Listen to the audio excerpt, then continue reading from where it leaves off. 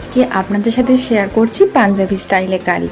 তো এই পাঞ্জাবি স্টাইলে কারি বানানোর জন্য প্রধান যেটা লাগবে সেটা হচ্ছে কারি বানানোর মিশ্রণ। এখানে আমি 1 কাপ বেসন নিয়েছি, 2 কাপ টক দই নিয়েছি, আর এর সাথে নুন বা চিনি কোনো কিছুই অ্যাড করিনি, কারণ দইটা কেটে যেতে পারে এই কারণে।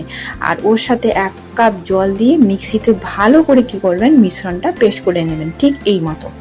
এরপর কারির বড়া বানানোর জন্য আমার এখানে লাগবে 2 কাপ বেসন, 1 কাপ পেঁয়াজ কুচি, কসুরি মেথি, নুন, কাঁচা লঙ্কা আর জোয়ান। এগুলো খুব ভালো করে মিশ্রণটা করে এরকম একটুখানি তরল তরল মতো করবেন, মানে একটু যেন জল জল থাকে। ঠিক এইভাবে কিন্তু ওই বড়াগুলো ভালো করে ভেজে নেবেন।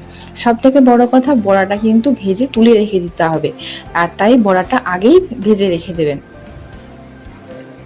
এরপর ওই তেলে আমি এখানে ফোড়ন দেব এই কারি পাতা, রসুন কুচি, শুকনো লঙ্কা আর হচ্ছে মেথি, গোটা মেথি আর গোটা জিরে। ভালো করে ফোড়ন দিয়ে যে মিশ্রণটা করে রেখেছিলাম দই আর বেসন দিয়ে, সেই মিশ্রণটা এখানে দিয়ে দেবো।